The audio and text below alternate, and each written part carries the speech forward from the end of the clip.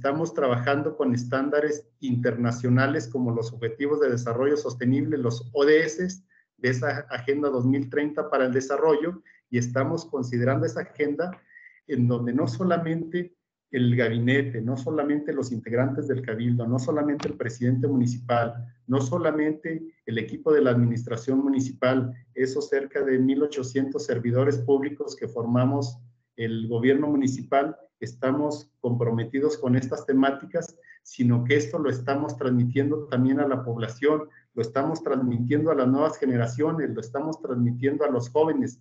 Por eso, eso que ustedes ven en pantalla, esta fotografía, no es una fotografía sacada de internet, es una fotografía donde desde el área de juventud se está trabajando con los jóvenes, con los adolescentes, en temas de valores, está trabajándose en temas para construir una ciudad familiarmente sostenible, y va de por medio en esos valores la identidad y el sentido de pertenencia como guadalupenses, y va de por medio el socializar la importancia de la responsabilidad que como individuos y como comunidad tenemos en relación a aportarle de manera positiva al cumplimiento de los objetivos de desarrollo sostenible de la Agenda 2030 para el desarrollo.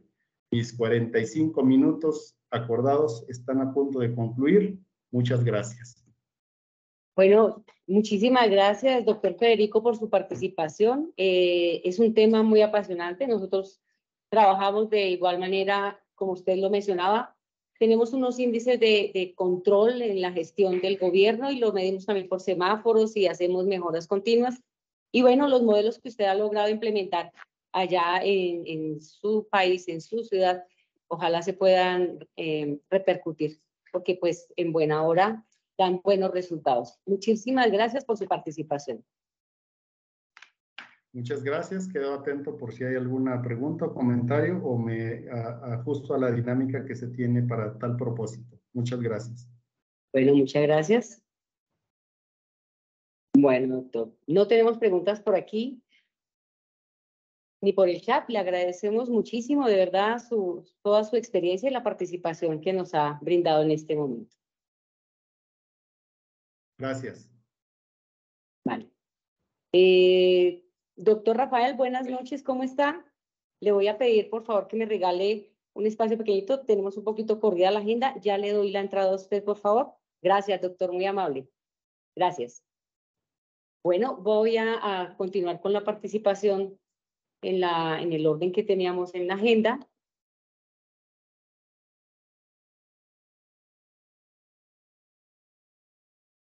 Les agradezco muchísimo a todos por la paciencia, el entusiasmo, la participación, todo lo que se está dando desde la sala.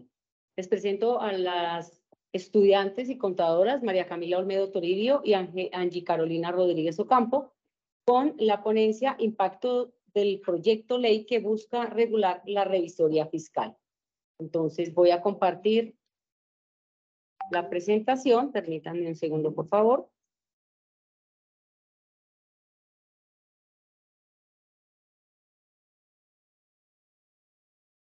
¿Ya? Camila me la envió.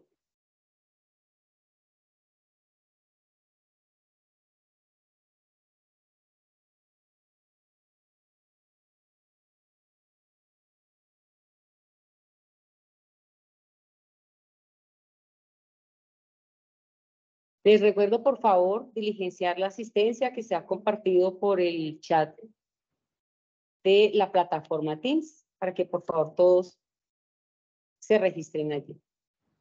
Bueno, ya en contados segundos los dejo con María Camila y con Angie. Gracias. Gracias por hacerlo. Buenas noches a todos. Mi nombre es María Camila Olmedo Toribio, soy estudiante de 9º semestre de Contaduría Pública. Y bueno, mi nombre es Angie Rodríguez, actualmente también estoy cursando 8º semestre de Contaduría Pública. Bueno, inicialmente nuestro proyecto se llama Impacto del Proyecto Ley de la Revisoría Fiscal. que se llevó a cabo en julio del presente año, del 2022. Para los que no saben y para los que ya saben, la función de los revisores fiscales única y exclusivamente están a cargo del contador público. Un administrador o alguien que ejerza la carrera de comercio exterior, un ejemplo, no están a cargo pues de estas funciones de revisor fiscal. Entonces, para que tengan claro que única y exclusivamente es a cargo del contador público. En base a esto, tenemos el objetivo general, que queremos como objetivo general, comparar las diferencias sobre lo que dictamina el Consejo Técnico de la Contaduría Pública en el proyecto de ley que busca regular la revisoría fiscal en base a los estatutos actuales que rigen la profesión. Entonces, básicamente lo que vamos a hacer es compararles lo más importante que va a ser el cambio que ellos quieren hacer. ¿Quién, digamos, que implementó este proyecto de ley? Eso es un grupo de contadores que se tomaron la tarea de verificar el Código de Comercio y algunas otras leyes que asocian a la revisoría fiscal y implementar este proyecto y presentárselo al Consejo Técnico de la Contaduría Pública. Actualmente el Consejo Técnico de la Contaduría Pública, ellos tienen unos plazos pues para presentar las propuestas que otros contadores públicos y revisores fiscales hicieron sobre este tema. Más o menos a mediados de noviembre ya el Consejo Técnico debería pues tener unas observaciones frente a este nuevo proyecto de ley. De acuerdo a ese objetivo general, vamos a enfocarnos en 3 objetivos específicos, los cuales consisten primero en comprender la regulación del Código de Comercio que tiene la profesión de la revisoría fiscal. Aclarar por qué en Colombia es el único país que tiene la profesión de revisoría fiscal, o bueno, este concepto, y definir lo que implica tener la nueva regulación. Para esta investigación nos basamos en estos artículos principales, que son los que vienen regulando al revisor fiscal desde la Ley 43 desde 1990. Iniciamos con el pronunciamiento 7 del Consejo Técnico de la Contaduría Pública, que es el que nos dice o nos define qué es el revisor fiscal, y lo define como un órgano de fiscalización de acuerdo a las responsabilidades que tiene el revisor fiscal y a las NAGA, las normas de aseguramiento generalmente aceptadas, en las cuales indica que le corresponde dictaminar los estados financieros y asimismo la integración del control interno. El Código de Comercio, bueno, el artículo 3 del Código de Comercio, que es el que nos habla qué sociedades están obligados a tener revisor fiscal, cuáles son los requisitos que estas sociedades deben cumplir para llegar a tener esta obligación o responsabilidad. El artículo 7 y el artículo 9 del Código de Comercio. El artículo 7 nos indica cuáles son las funciones que tiene el revisor fiscal, y el artículo 9 nos refleja el contenido que deben tener los informes que el revisor fiscal debe exponer ante las juntas directivas o las asambleas o juntas de socios. Y el parágrafo 2 del artículo de la ley 13, del artículo 13 de la ley 43 de 1990, que es la que nos dice que el revisor fiscal y el auditor, tanto externo como interno, solamente puede ser regida o desarrollada por un profesional de la contaduría pública. Adicional a esto, en el marco teórico, les voy a explicar un poco sobre el origen que se dio para las funciones del cargo de revisor fiscal. En 1928, más o menos, el país se encontraba en recesión. Entonces, ellos ¿qué querían hacer? Pues a raíz de los años, que las empresas fueran pues auditadas por alguien externo, pues para el tema de evasión de impuestos y demás. En el año 1931 se decretó la ley 58, que entró en vigencia hasta el año 1937, donde regularon las primeras normas de revisoría fiscal. ¿Y a quién se las asociaron? Al contador público y única y exclusivamente a las sociedades anónimas. En la actualidad, en ese año, en ese tiempo, las sociedades anónimas eran las empresas que más abarcaban pues, a nivel nacional en Colombia. Luego, en 1956, bajo el decreto 2373, empezó la función primitiva al contador. Entonces ya era como usted como contador puede ejercer el cargo de revisor fiscal. Y hacían pues un curso adicional para tener esta función. En este año también, en 1956, se decretó y se creó la Junta Central de Contadores, que hasta la fecha está vigente para nosotros los contadores públicos. En 1971 se decretó el artículo 410, que se reglamentó igual y se redactó el Código de Comercio. El Código de Comercio lo que ejerce son todas las actividades mercantiles y pues en los artículos del 203 al 217 nos habla de los temas de revisoría fiscal y de contaduría pública.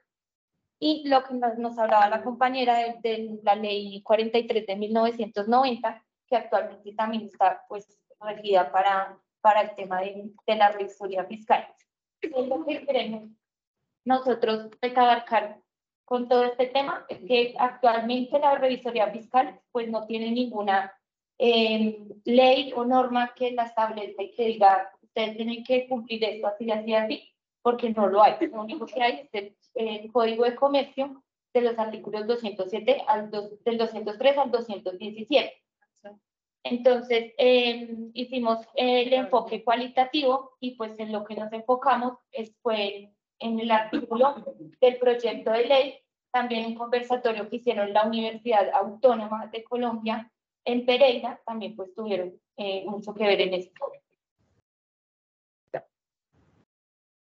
Como primer resultado, se determina que la revisoría fiscal enfrenta actualmente una serie de incompatibilidades fruto de esa redacción normativa tan antigua. Como les explicaba, como es tan antigua, pues ahorita tenemos el tema de la implementación de las MIP, pues digamos que a veces no se complementa con esas leyes que están tan antiguas.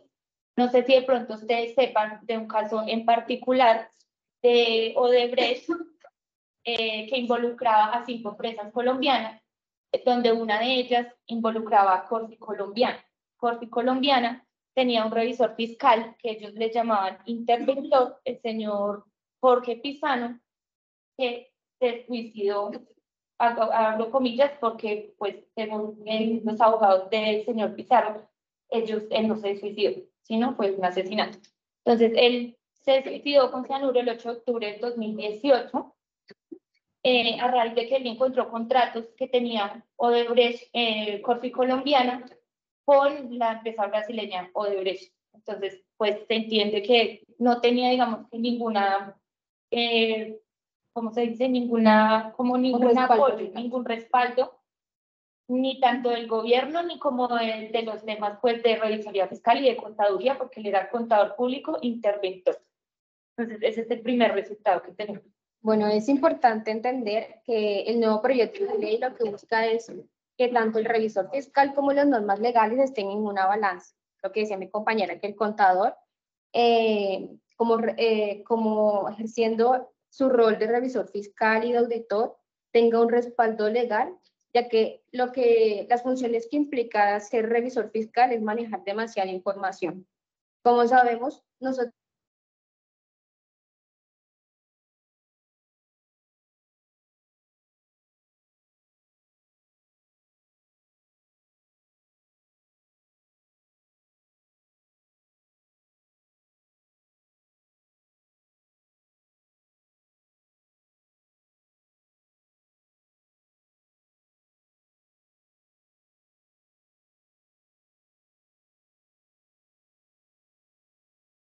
su labor es protegida o es respaldada de alguna forma legalmente al momento de hacer ese tipo de denuncias.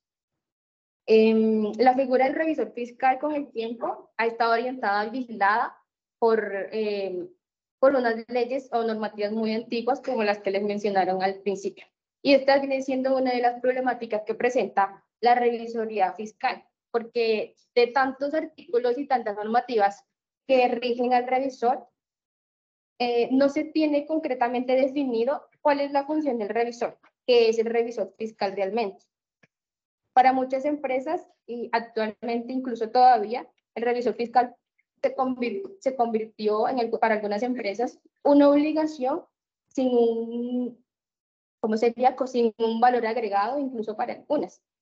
Porque hay que decirlo, y como contadores, entre contadores hay que decirlos, que hay profesionales que ejercen este rol apenas sin la experiencia necesaria o los conocimientos necesarios, y simplemente pues van, firman lo que deben firmar, pero no van más allá de lo que implica esta función tan importante. Complementando lo que dice mi compañera, la función de revisor fiscal dentro de las empresas tampoco les asocian alguna póliza que ellos puedan tener en caso de que algo llegase a salir mal en la revisión de impuestos, en la revisión de cualquier cosa. Ellos no tienen una póliza, o sea, ellos podrían estar pagando dinero o hasta con cárcel por algo que pues seguramente ellos por confianza no evidenciaron, o sí lo evidenciaron pero no dijeron nada. Entonces ninguna de estas cosas se tienen actualmente. Lo que quieren los contadores y el grupo de contadores que generó el proyecto de ley es que se le brinde más seguridad al revisor fiscal y que no sea un cargo porque lo necesito o porque la empresa SAS lo necesita.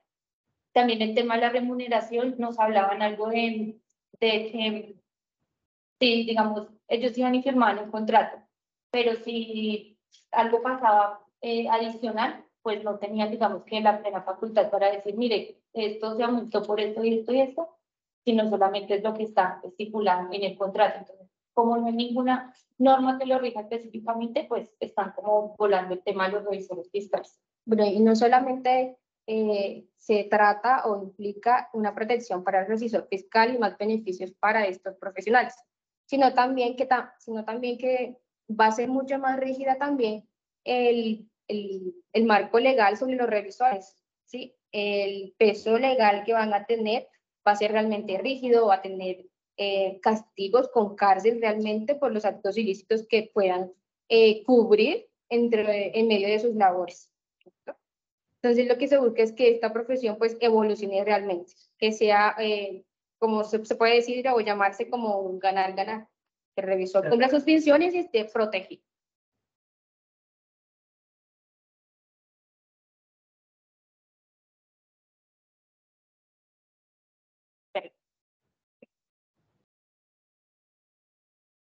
Bueno, este tema de discusión, es que no creo que lo alcancen a ver muy bien ahí. Este tema de discusión es la comparación que les digo que nosotros hicimos de los artículos y o sea, de lo más importante que se quiere vincular en este nuevo proyecto de ley. Entonces nos hace un comparativo al lado derecho, dice Código de Comercio, artículo 207, y nos hacen 4 pues énfasis.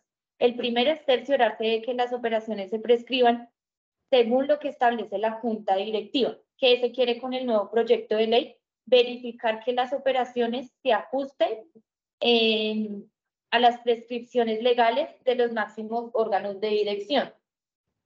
La segunda es velar que se lleven regularmente la contabilidad y las actas de reuniones, conservándolos objetivamente. Y en el proyecto de ley es revisar que la contabilidad y las actas de reuniones se lleven conforme a las normas técnicas vigentes en Colombia. El tercero es autorizar con firma cualquier balance con su dictamen correspondiente. Y en el nuevo documento, auditoría los estados financieros de acuerdo a las mías. Si ustedes me escuchan o ven la imagen, lo que se quiere acá es implementar en el nuevo proyecto de ley es la nueva norma legal, el tema de las NIF, el tema de las NIAS y todos los temas que tenemos actuales que pues en revisoría fiscal no están confiables.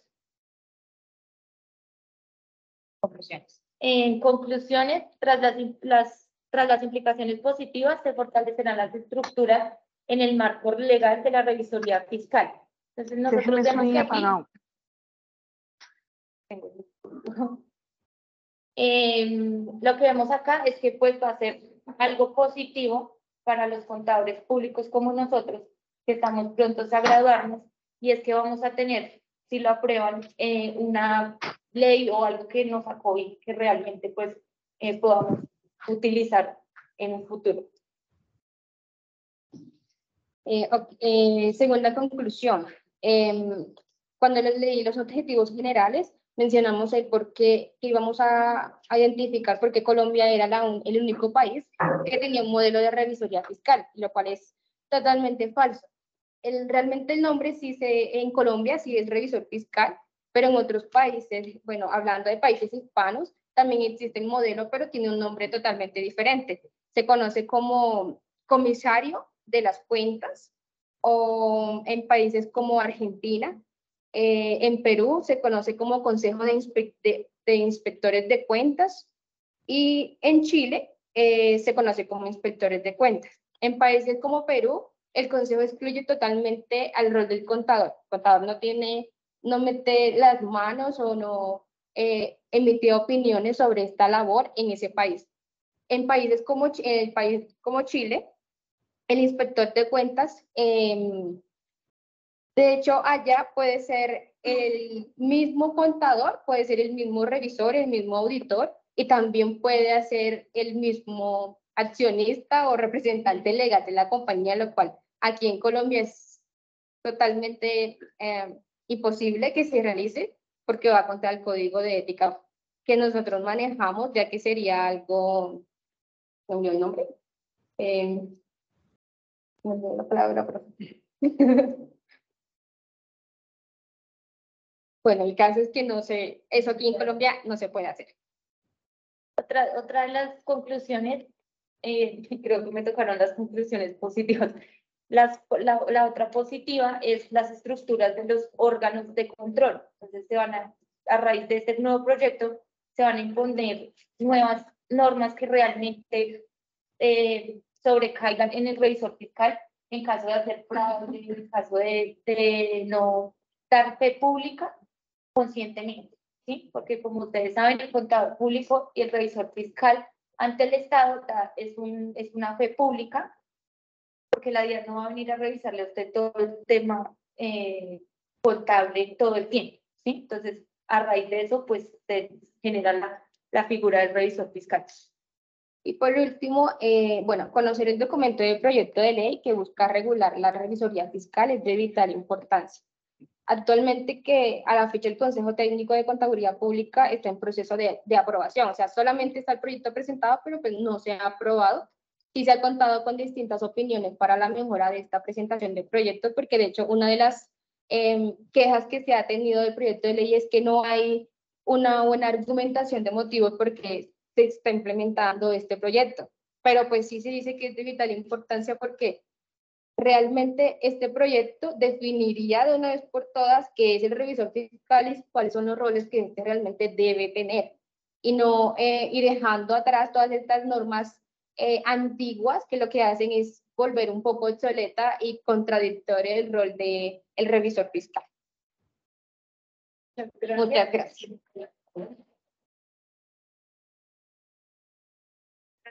Gracias, Ángel y Camila. Realmente un tema muy importante, un tema que nos, digamos, nos interesa a todos, perdón, por observar hasta dónde podemos llegar con nuestra profesión, y definitivamente el rol que tenemos es muy importante en la verificación de todos los asuntos. Voy a compartirles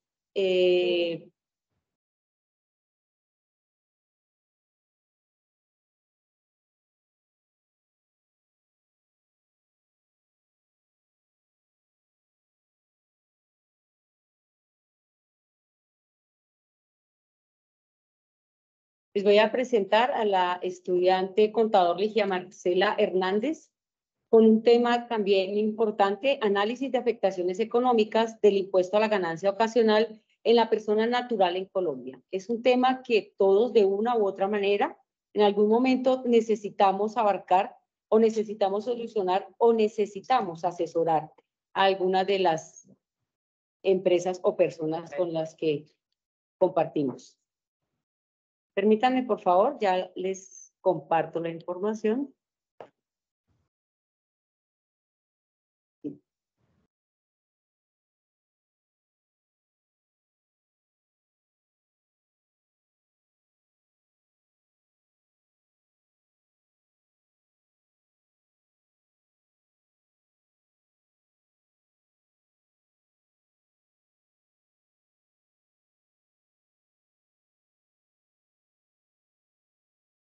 Bien, los dejo con Ligia. Listo. Buenas noches, gracias, profe. Bueno, como decía la profesora, esto es un tema que nos compete a todos, no solo a los profesionales del área contable, sino pues a todos como seres humanos. Entonces, bueno, mi nombre es Ligia Hernández, soy estudiante de 9º semestre de Contaduría Pública y la noche de hoy vengo a hablarles de la ganancia ocasional en persona natural. En este momento, en esta ocasión, lo vamos a enfocar en las herencias y legados, porque como ya sabemos, pues el impuesto a la ganancia ocasional abarca varias cosas. Entonces, vamos a iniciar identificando qué abarca esta ganancia ocasional, qué abarca este impuesto. Y entre ellos encontramos la enajenación de bienes que hagan parte del activo fijo. En este caso sería cuando tenemos un activo fijo por 2 o más años y lo vendemos, el resultado entre la compra y el monto en el que lo vendí sería mi ganancia ocasional y sobre esto es que debería pagar dicho impuesto. Tenemos las utilidades originadas en la liquidación de sociedades, lo proveniente de herencias, legados y donaciones, lo cual está estipulado en el artículo 302 y 303 del Estatuto Tributario. También tenemos los ingresos por loterías, premios rifas, los premios en títulos de capitalización, premios por concepto de apuestas y concursos hípicos o cánicos.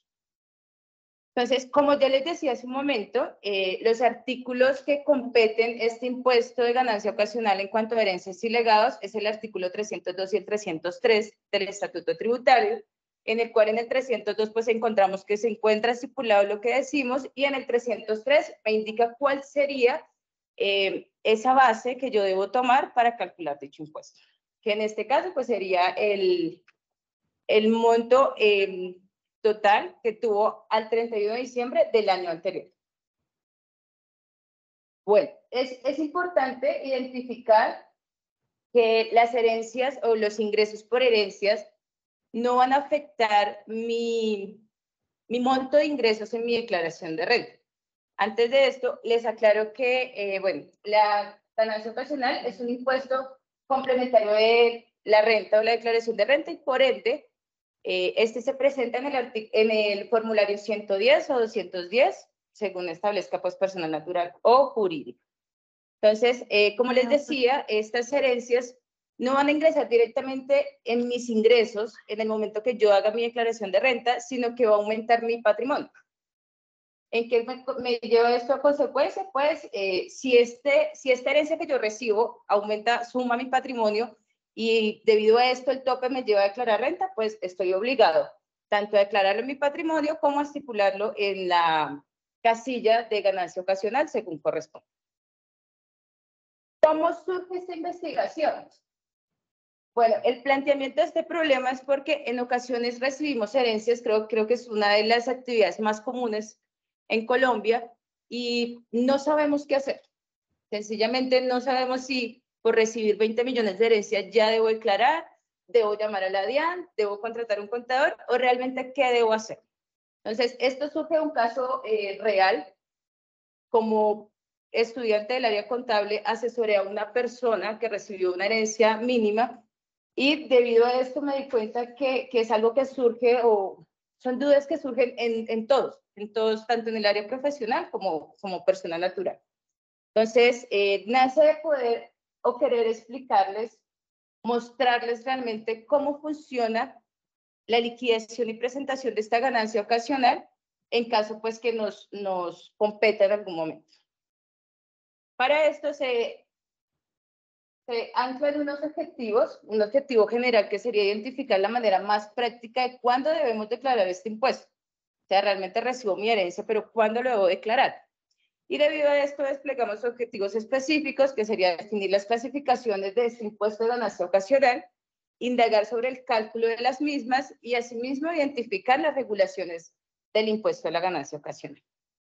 Tenemos 2 preguntas orientadoras de reflexión. La primera es ¿por qué muchas personas incurren en infracciones tributarias generadas por las llamadas ganancias ocasionales? Es un impuesto que quizás escuchamos y que si no lo presentamos igual tiene sanciones. Y el otro sería, ¿en todo tipo de herencia se debe liquidar el impuesto de ganancia ocasional? ¿Qué dicen ustedes? ¿En todo tipo de herencia lo debemos presentar? ¿De qué depende? Muy bien, allá vamos. Entonces, Vamos a dejar claro, como ya decíamos, que todo lo que yo reciba como herencia, pues no hace parte de mi monto de ingresos. Yo no lo voy a llevar a mi casilla de ingresos, así sea que lo reciba en efectivo o en bienes muebles e inmuebles. Esto va directamente al patrimonio. ¿Listo? Eso ya lo dejamos claro. Y por otro lado, vamos a dejar también en tela de juicio las exentas que tienen la ganancia ocasional, porque pues esto se divide en dos temas. Uno son los herederos o legatarios, que son por ley. Estas personas que son herederos por ley es cuando la herencia se encuentra, un ejemplo, a nombre de los padres. Dichos padres fallecen y a sus hijos por ley les corresponde una parte de esta herencia. ¿Sí? Y las personas que no son herederos legalmente, que sería, no sé, un hermano de estos padres, que en el testamento lo dejaron, ya esto no es por ley, es porque lo dejaron en testamento como tal antes de fallecer. Aclaro que estas exentas solo aplican en el momento en que sea fallecido. Si no es fallecido, pues no aplica. Para esto se toman los porcentajes, bueno, tanto los VTs, que es la unidad de valor tributario, para saber qué monto es el que está exento, y adicional a esto, dependiendo de en qué parte se clasifica, es el porcentaje de cuánto debo pagar como impuesto de esta ganancia ocasional. Vamos a tomar como ejemplo los dos primeros. En el primer punto tenemos una vivienda urbana de propiedad del causante, la persona que fallece, y en este caso el exento es de 7.700 VTs. El caso que traemos a comparación es en los años 2013 y 2014. Entonces, lo que hacemos es que tomamos el valor de la VT correspondiente a cada año, lo multiplicamos por estas VTs que están exentas y ahí sabríamos cuál es el valor que no generaría ganancia ocasional. Un ejemplo más claro sería, no sé, estos padres que fallecen dejan una vivienda que vale 200 millones de pesos en una zona urbana. Y esto va a un solo hijo. En esta ocasión, esos 200 millones de pesos pasan a ser parte del patrimonio de este hijo. Por ende, ya tiene que declarar porque pasa al tope. Debe presentar su declaración de renta como persona natural. Debe publicar que tiene 200 millones como patrimonio, pero adicional a esto debe sacar el cálculo de si es exenta o no. En este caso, este monto de los 200 millones que sería esa vivienda va al renglón de la casilla donde tenemos la ganancia ocasional exenta. Pero si la vivienda costara 300 millones de pesos, lo único que él podría llevar como exento en esta ganancia ocasional son los 206 millones de pesos, que sería el equivalente a los 7.700 VTs. Y en la otra casilla, que es la ganancia ocasional que voy a grabar, que le voy a sacar el porcentaje a la cual le voy a pagar impuesto, serían pues, no sé, los 93 millones que completarían estos 300 millones de pesos. Aquí hay una regla y es que esta exenta no aplica en casas quintas o en fincas de recreo. Es decir, que si esta finca que me están dejando estos padres que fallecen es una casa quinta, es una finca de recreo y vale 200 millones, pues yo tendré que pagar, declarar, liquidar y pagar el impuesto de ganancia ocasional por los 200 millones de pesos total. Cabe aclarar un tema súper importante. En ese tema de las ganancias ocasionales, pues se reciben muchas cosas, ¿no? En las herencias podemos tener bienes muebles, bienes inmuebles, dinero, ropas, libros. Es súper importante saber que para cada una hay una clasificación. Así como tenemos 7.700 VTs exentos en la vivienda urbana, pues hay otro monto que está exento para los libros, para la ropa, para si es dinero como tal, si son títulos, valores y demás. Entonces, cada vez que recibamos una herencia o en el caso que nos corresponda, lo primero que tenemos que hacer es clasificarla. ¿Qué tipo de herencia estoy recibiendo? Para poder asimismo saber qué monto está exento y sobre qué monto es que yo voy a pagar dicho impuesto. Esa es la parte que les hablaba hace un momento, que pues todo se clasifica. Y aquí tenemos un caso específico y es, ¿qué pasa si la herencia es repartida en vida? Es decir, estos padres no fallecen, pero en vida deciden pasarle a su hijo la vivienda. En este caso no hay excepciones, o sea, no hay un monto exento para este caso. Si los padres le pasan en vida la herencia a su hijo, o sea, esta casa de los 200 millones, él va a tener que declarar, liquidar y pagar el impuesto de ganancia ocasional por el monto total de la vivienda. ¿Dónde encontramos este monto? En el predial que fue emitido en el año anterior, que sería el valor hasta 31 de diciembre del mismo. Y como les indicaba, pues este impuesto de ganancia ocasional es complementario a la declaración de renta, al impuesto de renta, y lo vamos a clasificar exactamente en la casilla 83 o 84. Aquí era donde les decía, entonces, en la casilla 81 encontramos para poder relacionar si tenemos ganancia por herencia, ganancia ocasional por herencia en el exterior. Es decir, si esta casa que me dejan estos padres no es en Colombia, sino en Panamá, Venezuela, no sé dónde será, va ahí como ganancia ocasional de herencia en el exterior. Volviendo al ejemplo de la vivienda que valía los 300 millones. Esos 206 millones que tenemos como exenta, los entramos a ubicar en la casilla 83. ¿Por qué? Porque esto no me va a calcular ningún monto para el impuesto que yo voy a pagar. Y los 93 y alguito son los que irían en la casilla 84. Que estos son realmente la base gravable de este impuesto de ganancia ocasional que debo pagar. Para finalizar, quisimos hacer un comparativo entre las tarifas del impuesto de ganancia ocasional que tenemos en el momento y lo que nos trae el nuevo proyecto de reforma tributaria que se está cocinando en este momento. Entonces, como podemos ver, actualmente se paga un 10% de ganancia ocasional para bienes, otro 10% para utilidad por producto de venta de un bien, 20% para los juegos de azar y 20% en la tarifa que aplica en casos de lotería. Lo que nos indica el nuevo proyecto es que quieren hacer una sola cédula donde sea del 0 al 39% y en donde la herencia, donaciones y enajenaciones, que es el tema que estamos tocando, pasaría de un 10% a un 15%. Y las rifas y loterías pasarían de un 20% a un 35%. Las últimas noticias que vi es que la cédula del 0 a 39 posiblemente no va en esta nueva reforma, pero pues conociendo nuestro Congreso, posiblemente la siguiente semana otra vez vaya. Entonces, la investigación sigue abierta. Al momento tenemos claro que esto va a aumentar claramente y que tenemos que tener específicamente las tarifas en nuestra cabeza, porque pues ninguno está exento de que el día de mañana pues nos llegue una herencia.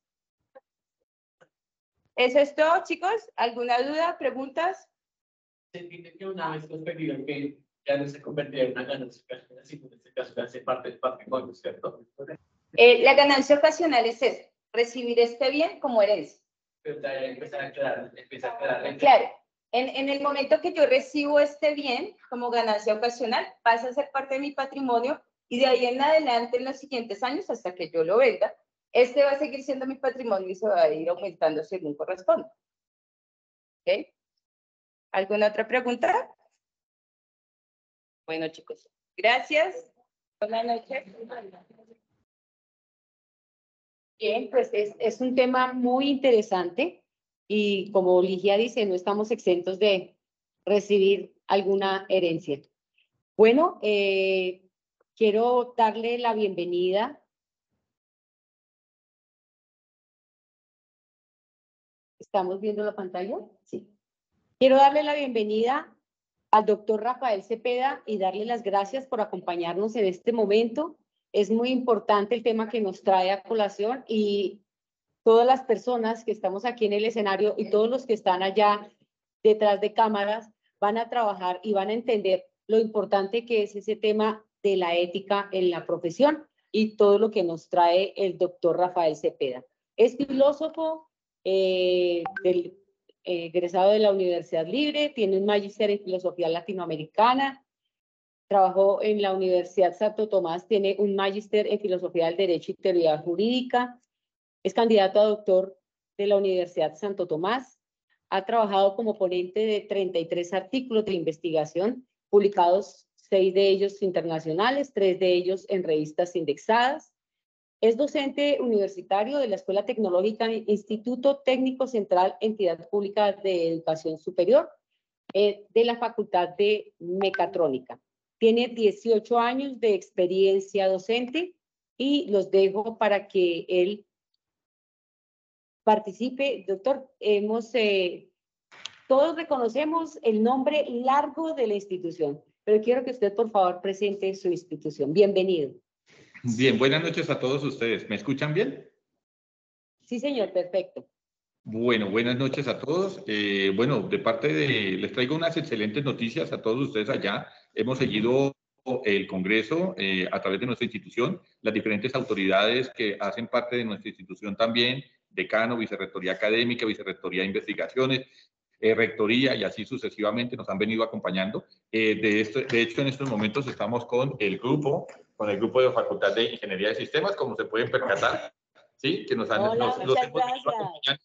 ¿Sí? Los hemos venido siguiendo en el espacio, ahí ya ven la alegría con que nosotros hemos seguido el evento y eso que se ha ido una parte porque por razones de seguridad, este espacio, estamos en la sede de Kennedy, esto pues no se favorece estar después de 9 de la noche, pero aquí nos quedamos la mayoría con el ánimo de acompañarles y con el ánimo de llegar a feliz término. Primero pues agradecerles esa parte, agradecerles a la invitación, a todos ustedes por habernos abierto las puertas hace un año para presentar nuestros avances de investigación y volvernos a abrir nuevamente en este año. Habíamos estado un poco tristes porque no había llegado la carta. Finalmente llegó, entonces la alegría con la que hoy pues recibimos y por eso mostramos nuestros estudiantes y las personas que nos acompañan.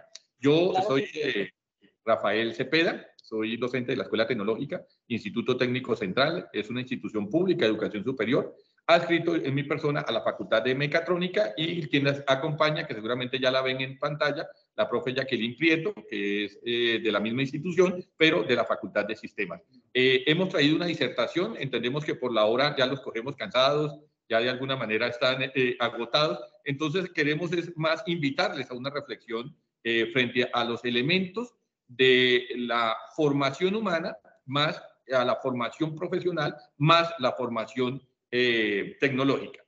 Nos han vendido una falsedad. Voy a proceder a compartir pantalla.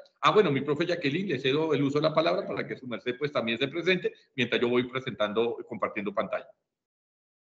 Listo. Muy buenas noches para todos los que nos siguen el día de hoy. Igual a la Remington por la invitación. Muy contenta de acompañar a mi secuaz, colega, compañero de batalla académica, quien con él comparto casi ya 3 años de esta hermosa labor. Formo parte, como decías, de la Escuela Tecnológica Instituto Técnico Central, ETIC, Institución de Educación Superior, pública además. Muy contenta con las dinámicas que se dieron el día de hoy. Como dijo el profe, ya les cedo la palabra para poderles invitar a la red. Nosotros también formamos parte de la red de investigación y qué rico que nuestros estudiantes nos están acompañando para que logren percibir eso que ustedes dijeron al inicio de por qué es importante que nuestros estudiantes también sean ponentes y conferencistas en estos eventos nacionales e internacionales. Sin más, entonces los dejo desde la Facultad de Sistemas, les voy a acompañar mientras el profe hace la disertación y en un momento entonces haré unas apreciaciones. Bienvenidos, muchísimas gracias. Adelante. No, al contrario, agradecimientos para ustedes. Nos hemos distribuido sabiamente la presentación de esa manera. Mi persona va a hacer la exposición y la profe Jacqueline va a contestar las inquietudes o preguntas que puedan surgir. Yo observo en las pantallas internas que estamos viendo bien y nos escuchamos bien, pero no sé si en el auditorio me escuchan y me ven bien. Perfecto. Sí, señor. Aquí todavía tenemos público que lo está escuchando y todos los que están acompañándonos desde la red. Bienvenidos. Bueno, qué bueno. Bueno, les agradecemos mucho a todos los que se han quedado a escucharnos estos pequeños análisis. Tal como lo hemos visto, nuestra titulación, o más bien el título de nuestra presentación, es la distinción entre el desarrollo laboral humano y el proceso productivo sistémico empresarial. ¿Por qué hemos querido enfatizar en eso? Porque nos han vendido 3 falsedades, que es lo que nosotros hemos querido venir a exponerles. La primera de ellas, que existe una mal llamada inteligencia artificial. Hay que empezar a definir qué significa inteligencia y qué puede ser artificial. Inteligencia es todo aquel proceso cognitivo que genera un tipo de resultados dependiendo de un tipo de datos frente a un tipo de resultados. Es decir, cuando yo tengo unas ciertas vivencias, recopilo una cierta información del medio o del mundo, procedo a ejecutar y a accionar dependiendo de ese mundo que me rodea. Eso es lo que nosotros entendemos por inteligencia. Eso no lo puede hacer la máquina.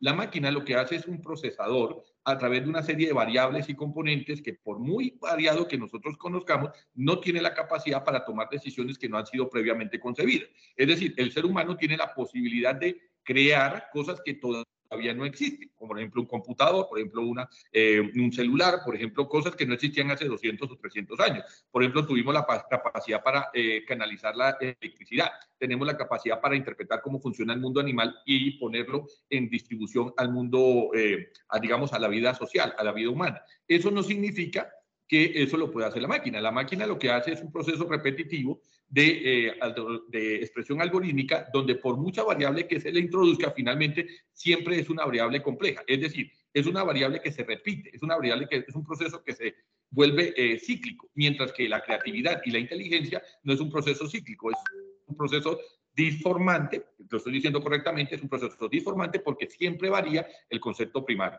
En ese orden de ideas, entonces, caemos en dos premisas. La primera de ellas, que entonces, en algún momento, antes de la pandemia, se nos vendía el concepto de que la educación podía ser reemplazada a través de los medios virtuales.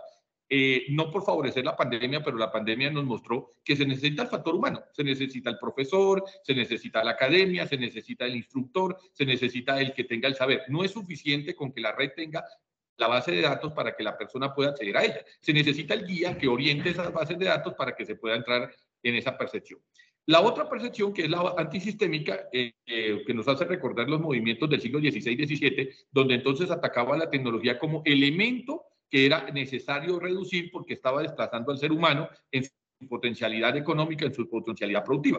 En ese orden de ideas se nos vende el concepto, que es el que ustedes ven aquí en el lado izquierdo, de que si no hubiese desarrollo tecnológico, los seres humanos podríamos recuperar nuestra humanidad. Eso sería tan absurdo como pretender de que es más fácil poner un clavo o hacer una casa con una piedra que con un martillo. La tecnología es una herramienta, lo que no podemos es confundir la herramienta con el uso que se le está dando a la misma, ¿cierto? O sea, la herramienta, los compañeros de derecho que seguramente nos acompañan en el sala, entienden muy bien que una cosa es que el martillo sirva para martillar y otra cosa es que alguien lo coja para golpear a un compañero. Son dos usos totalmente distintos. Una cosa es la herramienta como martillo y otra cosa es el uso que se le está dando a la misma.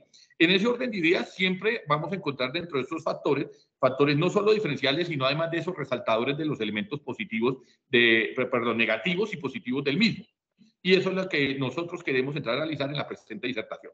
Primero, pues como lo hemos planteado, el desarrollo tecnológico pues ha venido mostrando ciertos avances y en ese sentido pues hemos logrado que digamos, la complejidad de la vida frente a ciertos tipos de procesos, por ejemplo el desplazamiento, yo me encuentro en la localidad de Kenia en estos momentos, entiendo que ustedes se encuentran en la zona norte, podamos conectarnos en forma inmediata. Explica que en el Tintal. Claro, estamos en el Tintal, estamos en Kenia, podemos desplazarnos en forma inmediata, podemos contactarnos, podemos comunicarnos, podemos interrelacionar estando en dos distancias distintas, en dos elementos distintos. En ese orden de ideas ya no necesitamos, como lo necesitábamos en el pasado, generar procesos de desplazamiento físico para poder interactuar, digamos, en este tipo de presentaciones. Inclusive en muchos, el solo hecho que podamos contactarnos, así sea vía telefónica, con un familiar, con un compañero, con las personas llegadas a nosotros dentro de nuestro trabajo, es un elemento que más mostraría los elementos de tecnología. Lo que hemos venido evidenciando es que lo que se ha confundido es el uso que le hemos venido haciendo a la tecnología, porque nos hemos venido volviendo secuestrados de ese elemento tecnológico, que es lo que nosotros queremos venir aquí a desarrollar. La persona comenzó como la facilitación del medio para que digamos, su quehacer diario se le volviera más sencillo, pudiera pagar servicios sin necesidad de ir al banco, pudiera conectarse con otros sin necesidad de desplazarse, pudiera efectuar procedimientos sin necesidad de estar en forma presencial, ¿cierto? Y eso que debería ser una simplificación de su forma de vida, terminó volviéndose en la forma de complejización de la forma de vida, porque entonces el individuo se aisló de la sociedad, no tiene interacción con terceros y además de eso se la pasa encerrado en un computador. Ese es el problema que nosotros evidenciamos. Eso no significa que haya que eliminar el elemento tecnológico. Lo que hay es que saberlo distribuir y saberlo actuar. Pongo algunos ejemplos para que de pronto resulte un poco más ejemplarizante. En recientes días atrás, mi mascota tenía diferentes cuestiones. Ella siempre que hacemos el programa de la tertulia, que por cierto quedan siempre invitados a participar, ella le gusta mostrarse y escuchar a las personas e interactuar con ellas. Así sea solamente en la sola representación de observar quién es la persona que lo está mirando. Habemos aprendido desde que ella está que como cualquier niño chiquito, cuando se saca, no se puede estar concentrado en el celular. Anteriormente yo salía con el celular digamos, a recorrer el parque y me la pasaba concentrado en el celular. ¿cierto? O sea, desplazaba la actividad que hacía en la casa al parque con el aparato, con la tablet o el celular. Lo que empezamos fue que como el perro se podía perder, pues entonces tocaba dejar el celular en la casa para estar concentrados del perro. Y eso evidencia otro tipo de interacción que hemos perdido por el uso de la herramienta tecnológica. ¿Dónde radica el problema? En que nosotros no hemos sabido distribuir o administrar el uso que real estamos haciendo de esa herramienta. El problema no es la herramienta, que es lo que queremos nosotros aquí enfatizar. El problema es el uso real que le estamos haciendo a la herramienta. Cuando su merced necesita comunicarse con una persona que está a 2 o 3 metros suyo o que está a 10, 20 metros suyo a través de una tablet, significa que usted está haciendo un mal uso de ese tipo de herramientas porque para eso está la comunicación humana. Se entiende que si yo tengo que comunicarme con alguien que está al otro lado de la ciudad, como en este caso, en diferencias pequeñas, porcentuales, es decir, necesito comunicarme instantáneamente para que al otro lado me entiendan o me sigan lo que yo estoy diciendo, pues entonces entendería que aquí la herramienta y el uso se está haciendo de forma apropiada. Pero si yo necesito comunicarme con alguno de mis estudiantes que está aquí alrededor y necesito mandarle un mensaje de texto, lo que estoy haciendo es generando un aislamiento a pesar de que lo tengo cerca. Y ese fenómeno no es un fenómeno de la tecnología, es un fenómeno de la psicología. Y por esa razón, pues entonces la profe Jacqueline nos ha venido acompañando en esta área de la investigación. Lo que nosotros acá queremos mostrar es que desarrollo humano no significa desarrollo tecnológico. Yo puedo, cuando una persona llega a ciertos niveles de edad, entiende que no necesariamente para tener un nivel de vida toca tener un iPhone, porque es lo que nos han vendido, que una persona que se inserta en la tecnología es porque tiene acceso a la misma, ¿cierto? Y porque tiene acceso a la misma puede tener ciertos elementos que le resultan importantes frente al desarrollo. Esa es la primera falacia que nosotros queremos aquí manifestar, denunciar y, si es el caso, pues empezar a deconstruir en las formas en que las han construido. La persona, el ser humano como ser humano, no necesita la tecnología para desarrollarse. La tecnología necesita del ser humano, no el ser humano de la tecnología. Son dos elementos distintos. Es decir, la tecnología sin el ser humano no puede existir. En una de las interpretaciones que a la gente le encanta ver, por ejemplo, cuando aparece la película Terminator y demás, es suponer que la tecnología podrá llegar a tener conciencia de sí misma y podrá autogenerarse y procrearse. Esa, aunque sea una fantasía, ya hoy en día se está haciendo, pero la tecnología, aunque se pueda crear y procrear, no significa que pueda desarrollarse, que son dos cosas distintas. Eso lo hace el ser humano porque es variable, porque es arbitrario, porque es autónomo, porque es independiente y no depende de las variables formales. Pongamos un ejemplo muy sencillo. Yo tengo aquí varios estudiantes en mi salón de clase y aunque le explico la misma clase a todo el grupo, cada uno interpreta de forma distinta porque sus saberes, sus condiciones de conocimiento no necesariamente le van a llevar a la misma conclusión que yo llegué. Todos pueden entender la temática que yo estoy explicando, todos pueden llegar a la misma interpretación que yo estoy haciendo, pero no todos van a concluir lo mismo que yo concluyo, por la simple razón de que ellos van a llegar a sus conclusiones dependiendo de sus saberes previos de vida. Es decir, el desarrollo independiente que han desarrollado ellos en su formación, sin importar si llevan 10, 15, 30 o 50 años de vida, les permite llegar a conclusiones distintas a las que yo llego, a pesar de que yo esté explicando la misma clase. Por su parte, el desarrollo tecnológico sí depende de las variables que tiene el humano. Recientemente a la profe Jacqueline la sometieron a una operación de rodilla. Y en ese orden de ideas uno podría suponer que entonces, claro, la profe Jacqueline necesitó la tecnología porque sin la tecnología de pronto esa operación hubiese tenido que amputarle la pierna, o hubiese tenido que dejarla perder, o hubiese tenido que andar en silla de ruedas, o hubiese tenido que andar en caminador y así sucesivamente. Esa es otra falacia, porque quien necesitaba la operación es un ser humano. Difícilmente cuando la misma pasa en el elemento tecnológico nosotros generamos la operación. Recientemente, para poner el símil contrario, todos aquí ha sido de vulgar conocimiento que se me dañó el celular. Estábamos en una presentación en la Universidad de Santander y cuando llegamos acá a Bogotá metí toda la ropa sucia a la lavadora y entre ellas se cayó el celular. Al mojarse, el celular perdió sus funciones.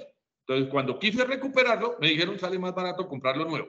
Eso no hubiese sido posible si hubiese pasado lo mismo, por ejemplo, con la profe Jacqueline. Entonces, la profe Jacqueline, que en estos momentos se te toca someterle a una cirugía, sería muy difícil decir, compremos una nueva, porque ¿cómo se llama? Porque la profe Jacqueline ya no puede seguir dictando la clase, ¿sí? Entonces, es a eso a lo que me estoy refiriendo. El desarrollo tecnológico depende del ser humano, no el ser humano del desarrollo tecnológico. Y ahí, cuando usted empieza a entender eso, sí comprende cuáles son las verdaderas funciones entre uno y otro. Cuando usted entiende que hay espacios para cada cosa y hay productividad para cada cosa, le entiende que el ser humano es independiente de la tecnología.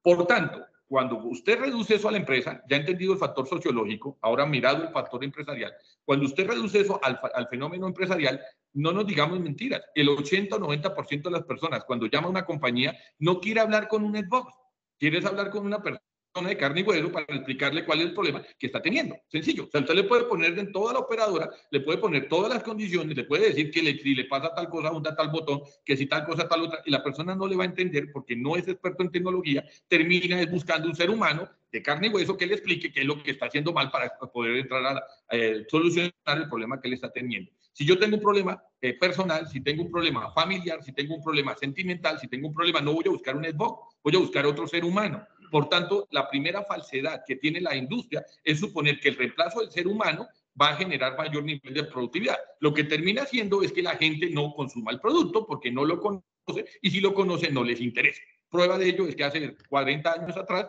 los japoneses están haciendo demostraciones de robots. Para muchos de ustedes seguramente serán de mi generación, recordarán las películas del Tamagotchi, recordarán las películas de, ¿cómo se llama? Pikachu y todo ese tipo digamos, pero aunque esos eran productos reales que fueron vendidos a través de las tiras cómicas, no fueron necesariamente sus niveles de venta los más efectivos. La gente prefiere el perro al Tamagotchi, sencillo, porque el Tamagotchi no te va a dar lo que te da el perro, porque el Tamagotchi no va a reemplazar las funciones del perro. Entonces, es un error para la industria general, no solo para la industria colombiana, sino para la industria en general, suponer que el uso tecnológico va a generar el retrimento. Lo que uno observa, por ejemplo, en esta gran crisis empresarial, es que mucho del elemento, mucha de la crisis que se desenvuelve es en las grandes industrias. La gente ha regresado a la pequeña industria. Ya no compro en grandes almacenes, sino le compro a la vecina, sino le compro aquí al hermano. No prefiero empresas que me generen procesos de virtualización, sino procesos de donde haya abstracción humana. Yo, teniendo contacto con el otro, entonces determino si esa empresa es buena o no. A mí me choca hablar con un WhatsApp que no entiende qué es lo que yo realmente necesito. Y entonces me pone 5 opciones y marco la opción y esa no es, y tampoco la otra, pero yo soy el que tiene el problema y está pagando. Entonces al final termino retirándome de la empresa porque no me sirve la opción que me está brindando la compañía. Entonces, en ese sentido, el sector humano no puede ser desarrollado o no puede ser desarraigado o no puede ser sacado del espectro empresarial por bajo nociones de que puede cambiarse o puede generar mayores retrimentos económicos. El ejemplo típico que uno tiene en la academia, decíamos hace unos años, nos vendían el concepto que a futuro las clases iban a estar pregrabadas, que los estudiantes podían meterse, escuchaban su clase, desarrollaban sus ejercicios y así se formaron como seres profesionales. Lo que entendemos es que no fue suficiente y no solamente la demostración que puso la pandemia, que de por sí los estudiantes mismos eran los primeros que pedían volver al salón de clases. Muchas veces los docentes eran los que decíamos, no, se puede dictar la clase virtual, se facilita el desplazamiento, se facilita se facilita la comunicación, se facilita la optimización de recursos, porque se tiene ya el computador, porque se tiene el internet, porque se tiene, y ellos pedían volver a clase porque el contacto humano es esencial. El contacto humano no desaparece y cuando el de contacto humano desaparece, desaparecemos como esencia humana. Ahí es donde nosotros nos queremos enfatizar en nuestra presentación.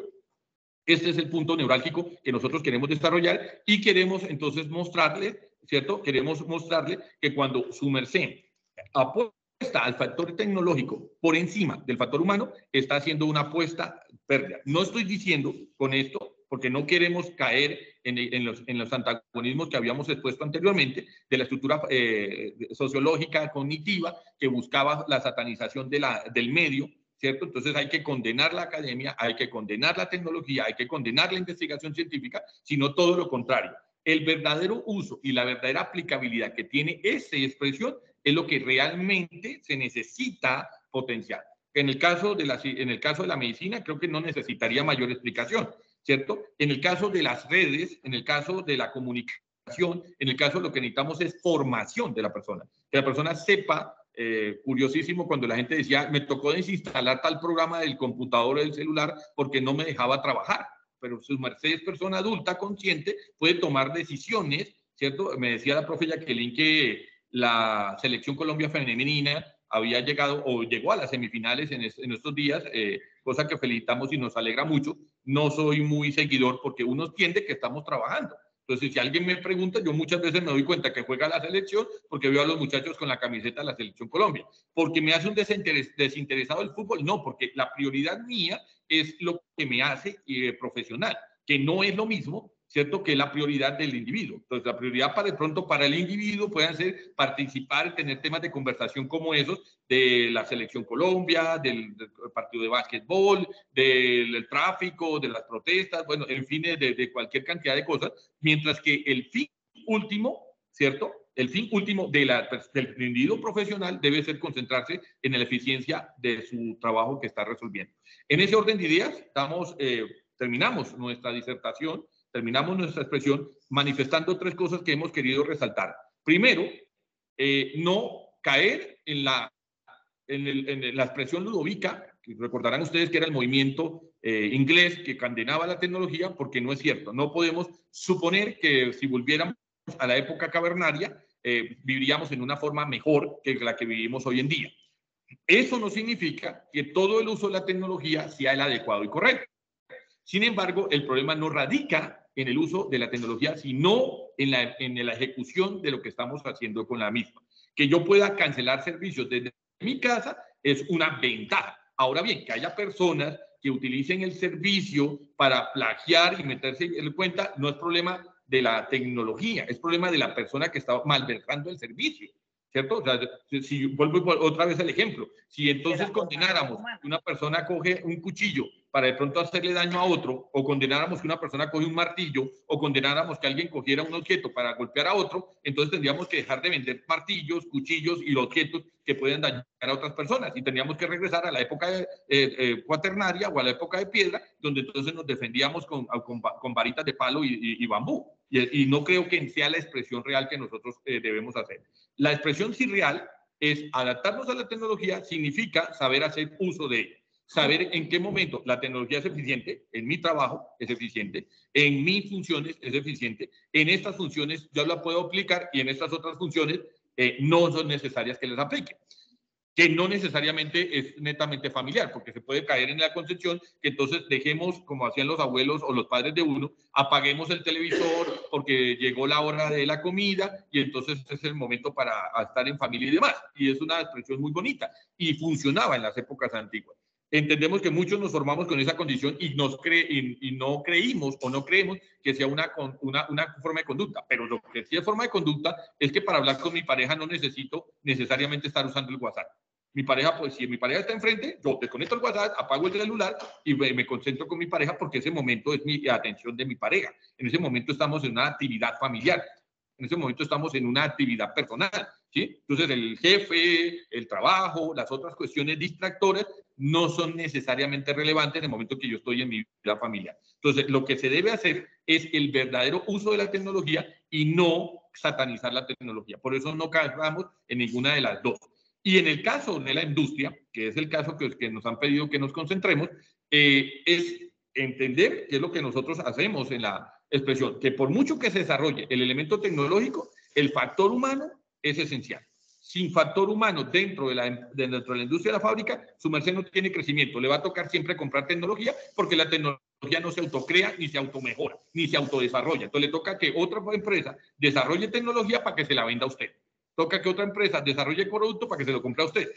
Toca otra empresa y entonces cuando su merced da cuenta, usted no tiene empresa, tiene una empresa terciaria que es muy fácil de quebrar porque le perdió su elemento tecnológico. Entonces con eso terminamos, hacemos finalización de la disertación y quedamos pues abiertos a las preguntas que ustedes a bien tengan lugar. Mi profe Jacqueline.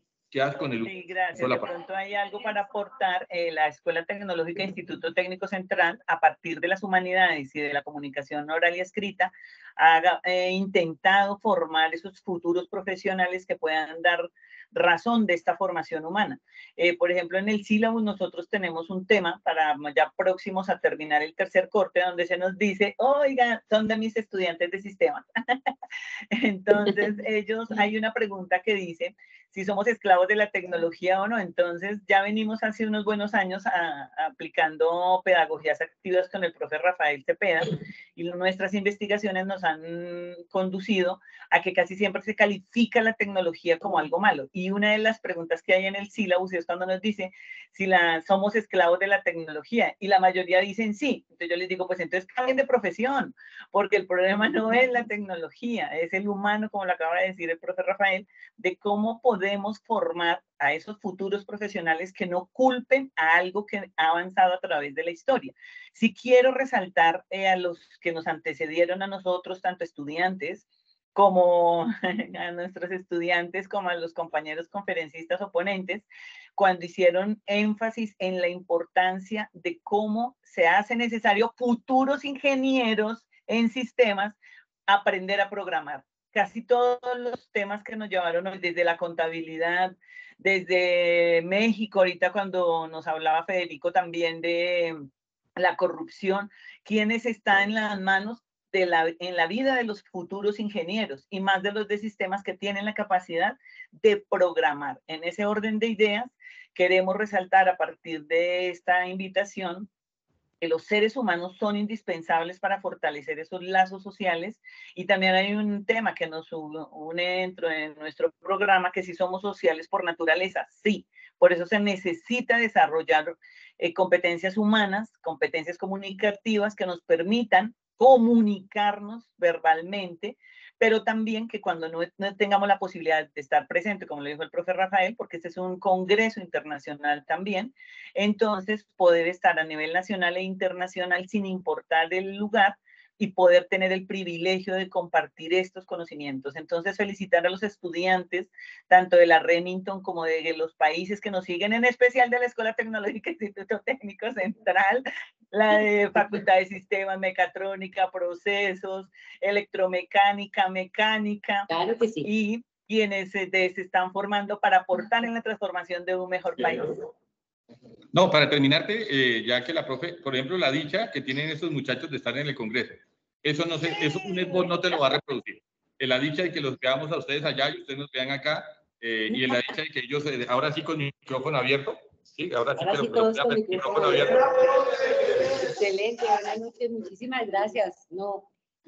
Sí, el solo hecho que podamos tener este espacio de intercambio de saberes, que nos veamos como estudiantes, que nos veamos como universidades, que nos veamos como miembros de la academia, eso no se reemplaza, no lo reemplaza ningún elemento tecnológico, no lo reemplaza un netbot.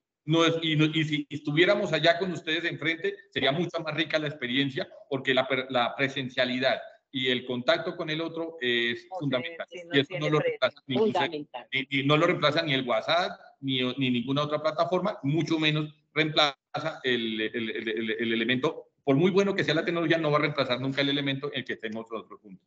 Bueno, como se pueden dar cuenta, estamos súper felices a pesar de la hora, pero aquí nos quedamos para María Isabel, de pronto algo para resaltar es que gracias a estos congresos es que también surge lo que se va a hacer mención a nivel general, es al multiculturalismo, y súper importante lo intercultural. Muchísimas gracias, doctora Jacqueline, doctor Rafael, de verdad que ha sido todo un gusto, y para todos ustedes, de verdad, un aplauso. A nuestros estudiantes por estar ahí acompañándonos, y que queremos oírlos también en ponencias. Gracias por permitirnos este espacio. Ahorita quiero que todos se acerquen ahí al doctor Rafael, y les voy a tomar un pantallazo a todos para que quedemos ahí todos en la cámara. Los chicos, vengan chicos, les tomamos una foto a todos. Vengan acá. Vamos a nuestra última imagen de la noche, y a todos los que están en la distancia, si quieren abrir sus cámaras, bienvenidos. Estos son momentos, como decía el doctor Rafael, no hay nada como vivir esos momentos, tener ese impacto social, participar activamente todos y no solamente a través de las redes, ¿verdad? No solamente con la tecnología la necesitamos, pero nosotros somos los creadores de esa tecnología y por ende, así como creadores de tecnología, Total.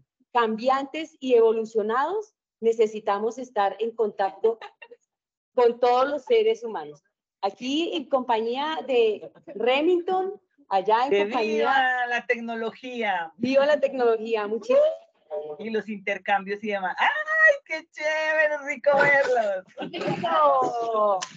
Muchísimas gracias. Que tengan linda noche. Por favor, me están solicitando que si nos pueden ayudar y nos pueden regalar la biografía de todo, para que ellos quieren hacer también consultas sobre todo lo que ustedes expusieron. Entonces, si pero si mira, Rafael a me la propósito regalan, de la yo la invitación, comparto aquí a todos los chicos que se quedaron hasta el final. Ustedes pueden entrar a la página de la Escuela Tecnológica Instituto Técnico Central y bienvenidos a nuestra red. Nosotros, el profe Rafael y yo, formamos parte de la red de investigación formada en la escuela a partir de noviembre del año pasado. Como decíamos, gracias a la pandemia se han generado, no digo bastantes porque suena como si fuera mucho, pero se han estrategias que nos hacen unirnos como academia. Claro Mi que doctora, sí. solo pedimos el favor de que nos cierren el link de asistencia mientras ellos firman. Porque Por favor, que todos los que están también allá nos regalen la firma de asistencia y aquí estamos atentos para compartirles. Ya nos van a compartir la bibliografía, yo se las comparto. ¿Pueden ingresar al link? No. Ya les comparto por ahí. Muchísimas gracias. Listo, con gusto. Muchos éxitos en su congreso.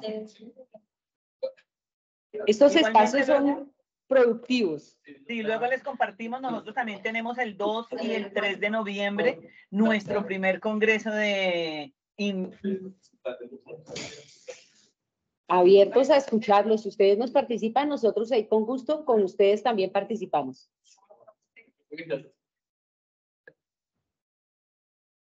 Bien, mi doctora, nosotros vamos a proceder a retirarnos porque es que salir de Kennedy a las 9:30 hacia arriba es complicado. Claro, entonces les pedimos un permiso, los seguiré acompañando por el celular, gustísimos de tenerlos acá. No se ha ido ninguno, como se pueden dar cuenta, no se han ido ninguno, estamos esperando. Muchas gracias. ¿Sí? Y gustosísimos de acompañarlos en el siguiente evento y ya procederemos a que llenen el listado de asistencia. Perfecto, muchísimas gracias. A ustedes igualmente, linda noche. Chao, estudiantes, y a todos los que están siguiéndonos a través de las redes y los medios y los países.